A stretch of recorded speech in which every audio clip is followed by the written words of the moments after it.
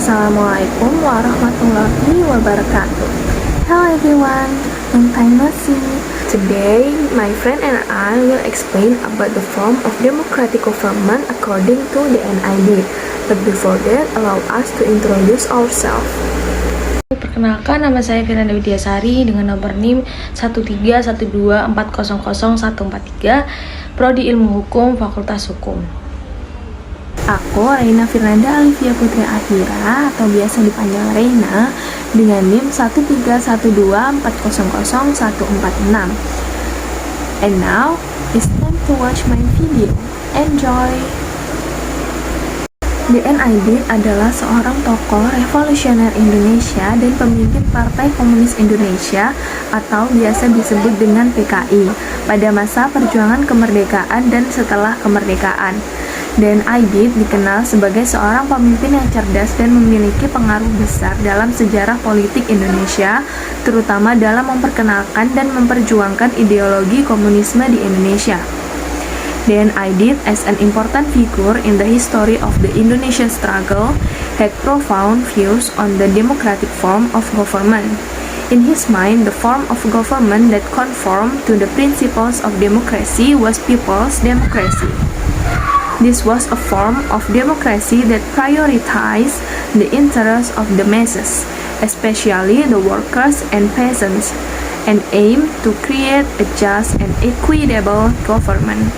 Then I did argue that people's democracy is the true form of democracy, which is very different from the democratic system that prevail in capitalist or bourgeois countries.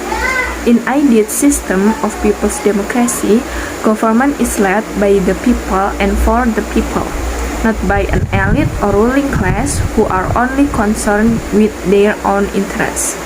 People's democracy focuses not only on voting rights in elections, but also on the active participation of the people in political and economic decision-making processes.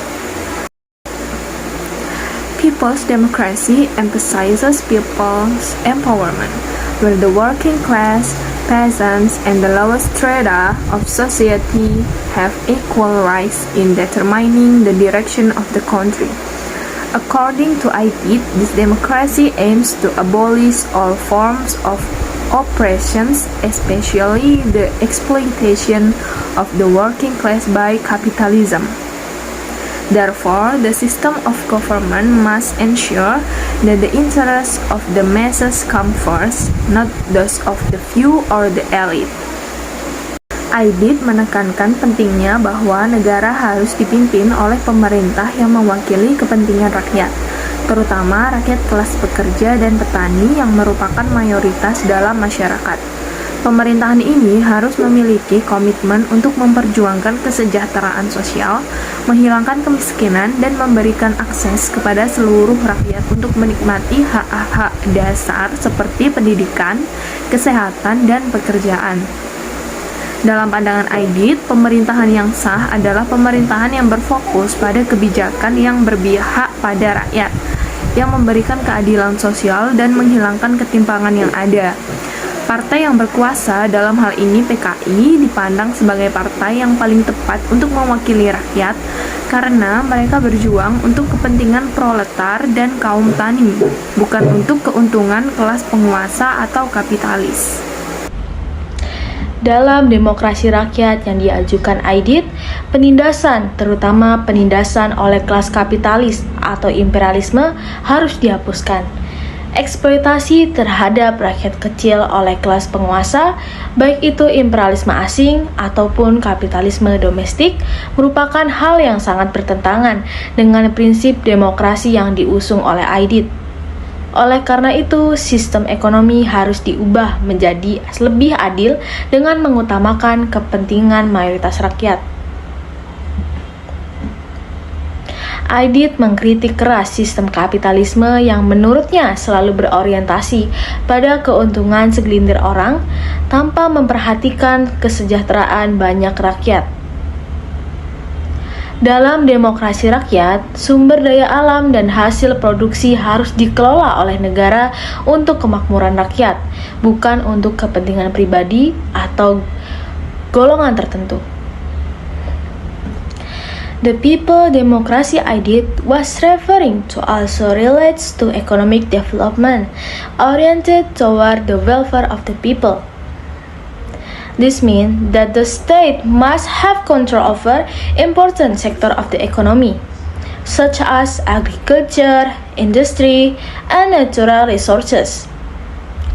The state must abolish monopolies, cartels, and economic structures that oppress the people. Economic development must be based on the principle of social justice, where the fruit of production must be distributed fairly to all levels of society, especially to those in the lower classes who are often neglected in the capitalist system. According to Adit, democracy is not just about the right to vote in election, but must also involve the people in decision-making process that directly affect their lives. The people must have the right to control the course of government, either through mass organization or political parties that represent their interests. The people must be involved in policy, planning, and monitoring, so that the decision-taking are truly in line with the needs of the people. This is form of direct involvement of the people in government, not just a passive object in the political system. Indonesia must be free from the influence of imperialism and colonialism. Adit was strongly opposed to any form of foreign colonization or domination of the country, which he believed would only benefit certain parties and harm the people. Therefore, the state must be able to maintain national sovereignty and develop an economy that doesn't depend on foreign countries. Imperialism is considered the main enemy of people's democracy, because imperialism often oppresses and exploits the natural resources of developing countries for the benefit of large capitalist countries. Demokrasi harus berupaya menghapuskan ketimpangan sosial dan ekonomi yang ada di masyarakat. Negara harus memfokuskan pada pembagian kekayaan dan sumber daya alam secara adil. Pembangunan ekonomi dan sosial harus diarahkan untuk mengurangi kesenjangan antara kelas sosial dengan cara menciptakan lapangan pekerjaan, meningkatkan kualitas pendidikan dan kesetaraan, serta menyediakan akses yang sama bagi semua rakyat. Sistem sosial yang lebih egaliter adalah salah satu tujuan utama dari demokrasi rakyat, di mana tidak ada lagi penghalang kelas yang membedakan status sosial rakyat. Alright, those are all explanations of the form of government according to the NID. The conclusion I got from this explanation is that for the NID, people's democracy is the ideal form of government, where state power is in the hands of the people, especially the working class and peasants. This democracy is not just about the right to vote, but also about a government that favors the people, eliminates social inequality, eliminates the exploitation of capitalism and imperialism, and creates a just and prosperous country for all people.